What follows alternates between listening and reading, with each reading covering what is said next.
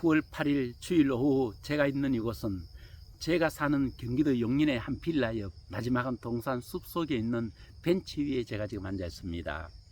하늘이 잘 보이지 않는 울창한 숲속에 있는 벤치입니다. 오늘도 낮에는 무척이나 따끈따끈했지만은 해가 서쪽으로 기울면서 그리고 하늘이 잘 보이지 않는 이 숲속 벤치에 앉아 있는 저는 정말 초가을의 전형적인 그 초가을의 선선함을 정말 만끽할 수 있는 그런 쾌적한 기온을 보이고 있습니다.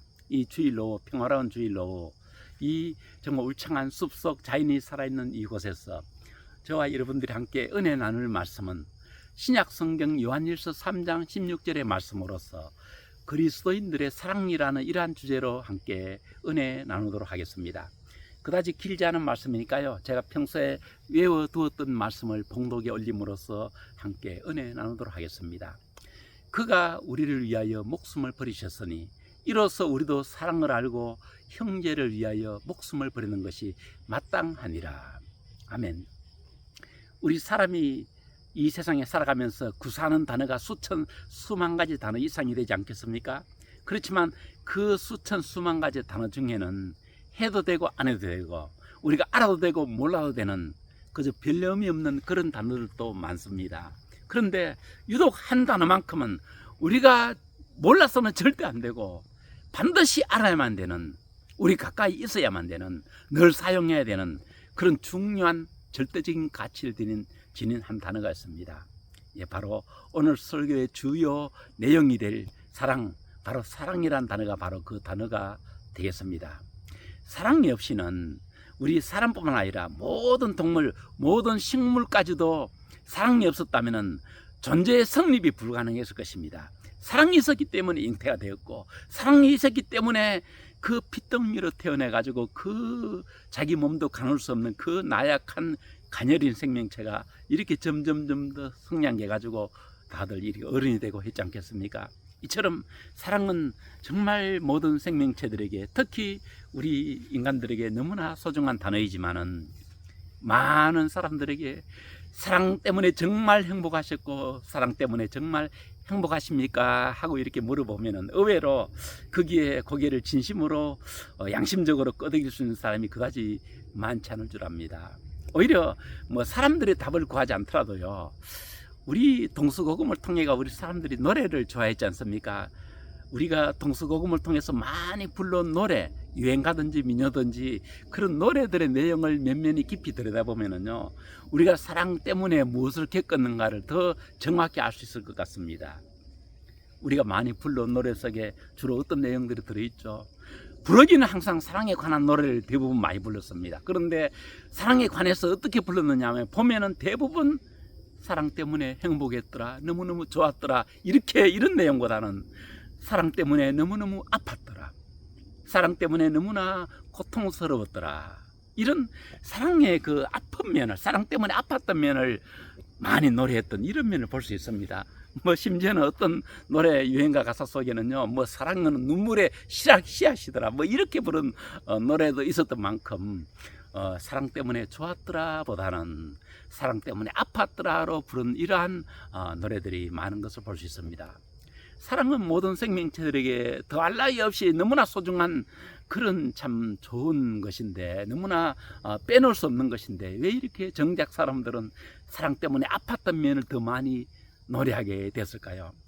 네, 이것은 우리 사람들이 진정한 사랑을 알지 못했고, 진정한 사랑의 의미를 알지 못했고 사랑을 갈구했고, 또한 그렇게 사랑으로 다가갔기 때문에 오히려 사랑이 주는 참된 평화와 참된 행복을 얻기보다는 오히려 사랑 때문에 더 상처를 받고 아프게 되는 이런 일을 겪게 된 줄로 알고 있습니다.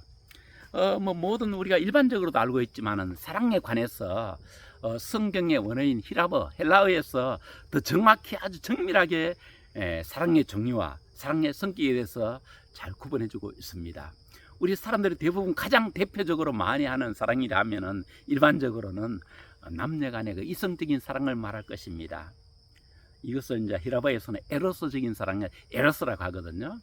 이 남녀간 이성적인 사랑도 정말 그 이성의 눈이 뜰 무렵인 사춘기 무렵에 어떤 대상을 짝 사랑하든지 실제 사랑하게 되면은 정말 마음이 황홀하게 되고 심지어는 막 가슴이 막 뛰게 되고 막 밤잠도 막 설치게 되는 이런 정도로 우리 사람을 행복하게 하고 들뜨게 하는 것이 이 남녀간의 이성적인 사랑, 에로스적인 사랑이기도 하죠. 너무나 좋은 것이죠. 그런데 너무나 안타깝게도 이 우리를 그렇게 들뜨게 하고 우리를 그렇게 한순간 황홀하게 하는 이 에로스적인 사랑은 너무나 유효기간이 짧답니다. 유통기한이 너무나 짧아가지고 연애기간에 그렇게 죽고 못 살던 어떤 연인이 결혼까지 참 꼴이 내가지고 결혼에 1년, 2년, 3년 살아가면서 아이도 한둘 낳고요.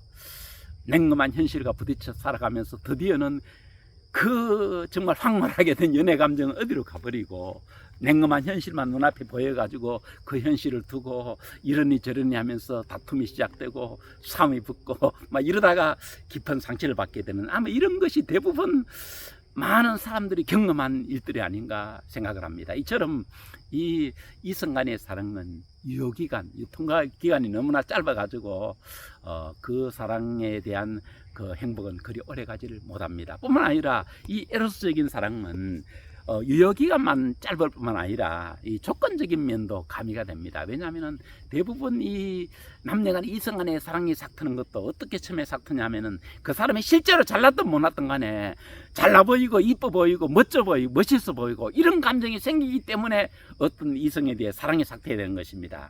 만약 처음에 자기가 볼 때도 정말 너무나 못나 보이고 멋없어 보이고 이렇게 되면 사랑의 감정이 싹 트질 않습니다. 비록 실제로 못났을지라도 그 보는 그 당시만큼은 멋있어 보이고 이뻐 보이기 때문에 사랑의 감정이 싹 트는 것이거든요. 그런데 이게 한참 살아가다가 눈에서 콩깍지가 벗겨지게 되면은 그의 실체가 보이게 되면은 그가 안 이뻐 보이고 미워 보이고 이러면서 이제 더욱더 사랑에 식어지게 되는 것이죠. 이처럼 우리를 그렇게 들뜨게 한다는 그 이성적인 사랑은, 에로스적인 사랑은 유통기한도 짧은 데다가 거기에다가 조건까지 따라야 되는 이런 문제 때문에 나중에 결국은 그 사랑의 능력이 떨어질 때는 우리에게 오히려 상처만 주게 되고 아픔을 주게 되는 이런 방향으로 가게 되는 것이죠. 그리고 또 하나 우리가 또 우정, 이것도 이제 사랑의 일종이죠.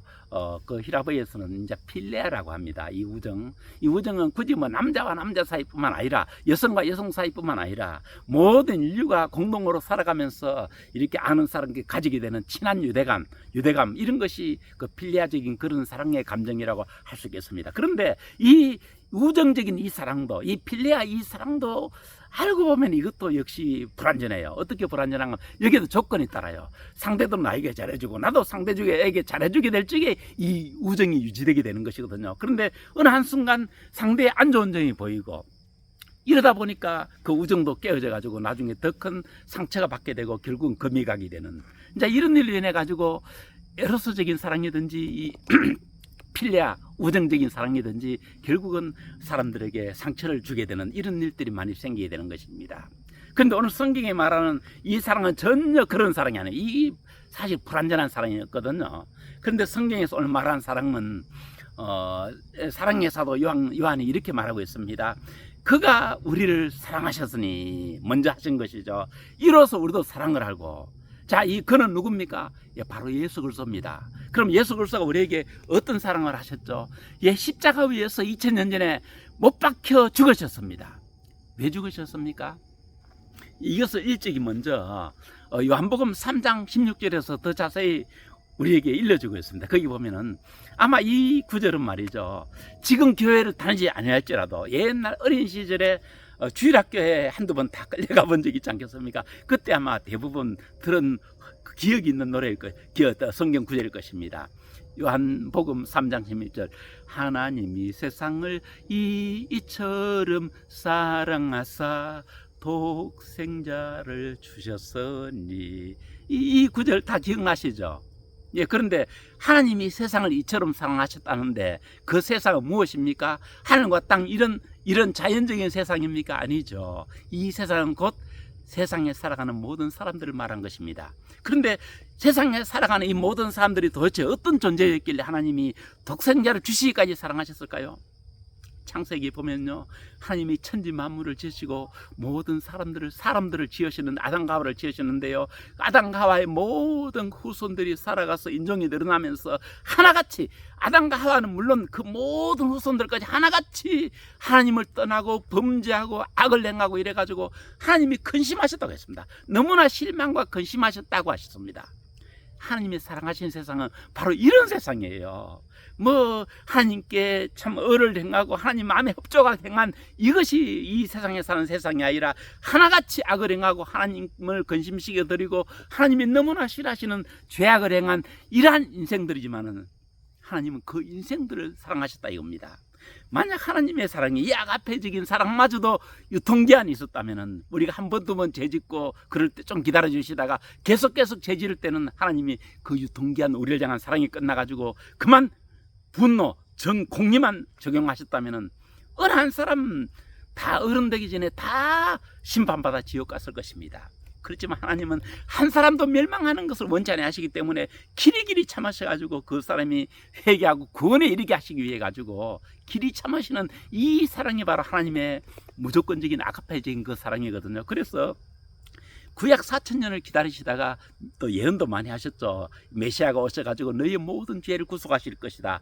그 구약 4,000의 긴 예언의 기간 거쳐가지고 지금으로부터 2,000년 전 예수 그리스도 오셔가지고 모든 인류의 죄를 이렇게 대신해서 십자가에 지셔가지고 우리 인간의 죄를 짊어지셔가 십자가의 그 가혹한 형벌을 받으신 것이죠. 이게 바로 하나님의 아가페적인 사랑이라고 말씀하고 있습니다. 그런데 오늘 본문에서 사도 요한은 이제 그리스도인들에게 우리도 그 사랑을 받았으니, 먼저 그분이 이렇게 사랑하셨으니 이 사랑을 아는 자마다 이제 우리도 그 사랑을 하게 될 것이라고, 아가페 사랑을 하게 될 것이라고 말씀하고 있습니다. 그런데 여기 안다는 말은 좀 특별한 의미예요. 이 사랑을 지식적으로는 우리가 다 알잖아요. 아는데 사도 요한이 말한 우리도 이로써 사랑 알고 하는 이 단어는 기노스코어로 설명했습니다. 이 기노스코어는 말이죠, 어떤 단어인가 하면은 우리 그리스도인들은 잘 아실 거예요.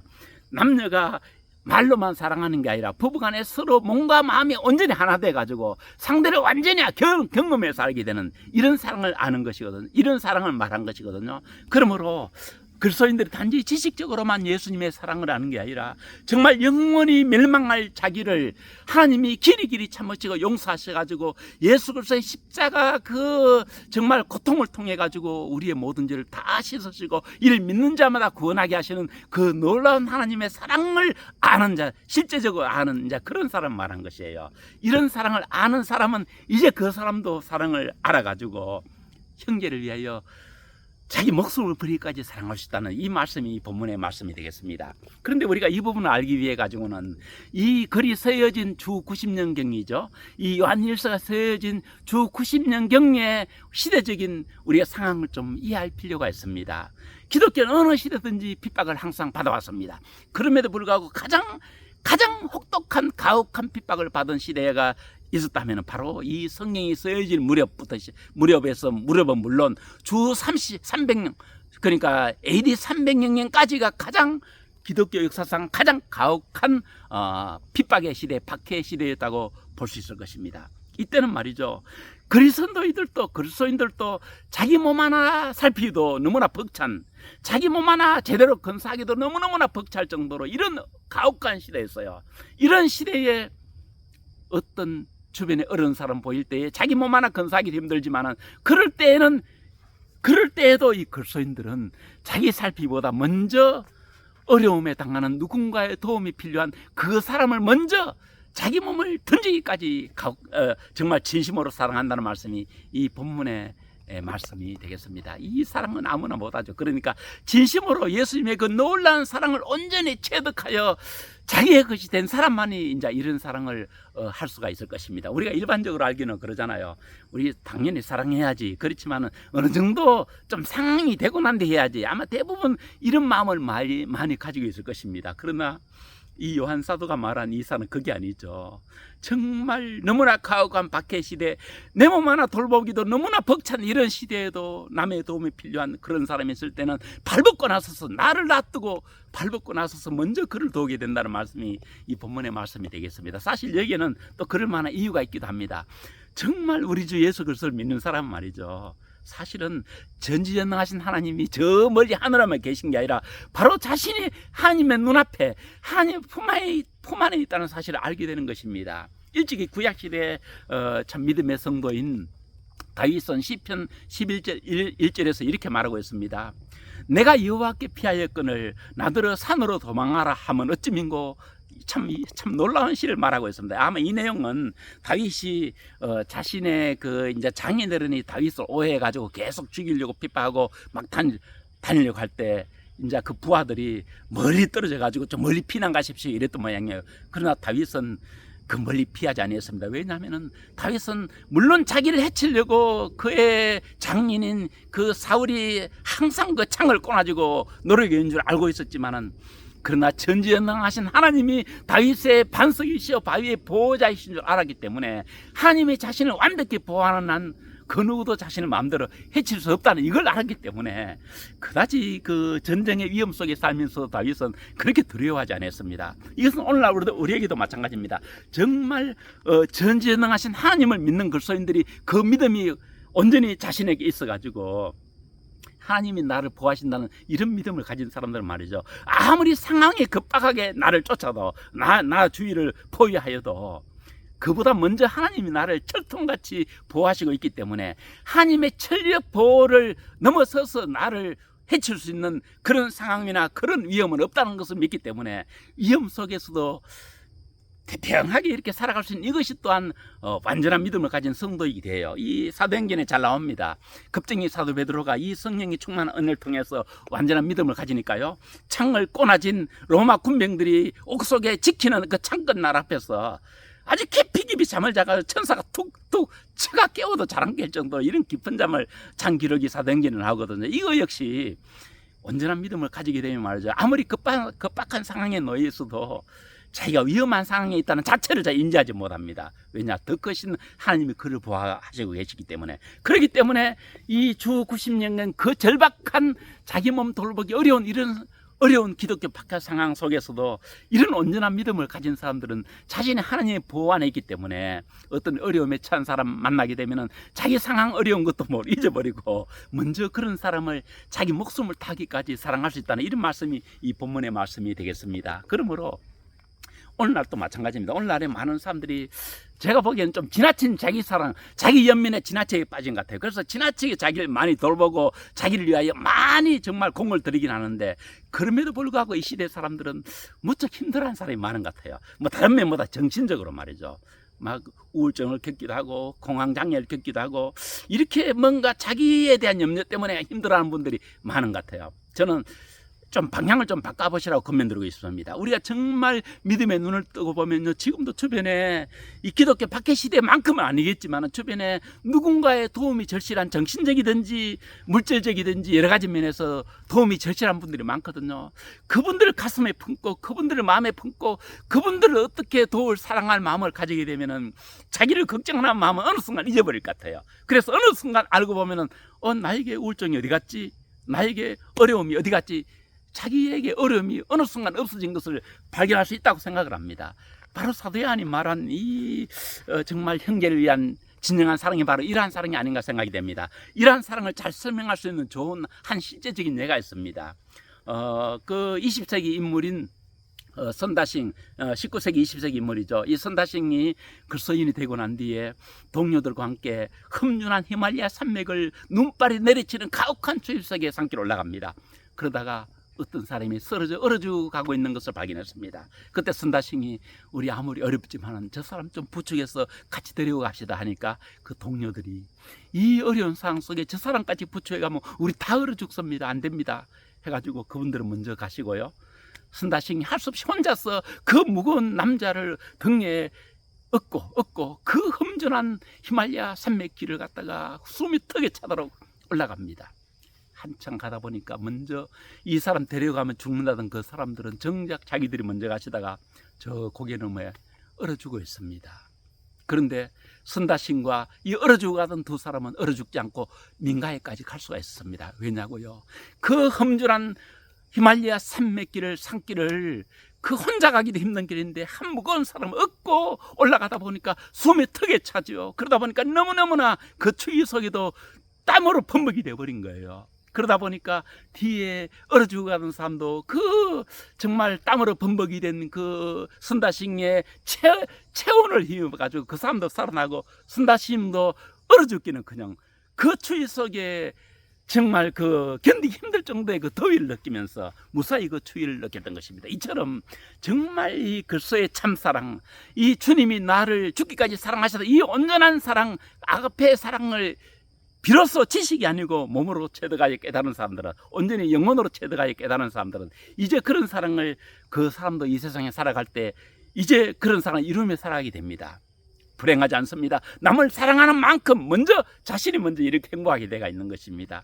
부디 이 시대를 살아가는 모든 그리스도인들의 아는 분들까지라도 이제는 좀 시각을 돌려가지고 혹시 누군가의 도움을 필요로 하는 분들이 없는가 유심히 살펴보십시오. 그 사람을 힘을 다하여 도우는 순간 도움받는 그 사람보다 내가 먼저 행복해지고, 내가 먼저 정말 사랑의 능력이 나에게 먼저 역사하고 있음을 느끼게 될 것입니다. 이런 사람들은 비로소 세상에 살아갈 때 사랑 때문에 아팠더라가 아니고, 사랑 때문에 정말 말할 수 없는 행복, 정말 산 위에 가서 어디가 외치고 싶을 정도로 사랑이 너무나 자신을 행복하게 하고 있음을 비로소 알게 될 것입니다. 꼭 이러한 사랑이 이루어지시는 저와 여러분들이 되시기를 우리 주 예수 그리스도의 이름 받들어 축원드립니다. 아멘.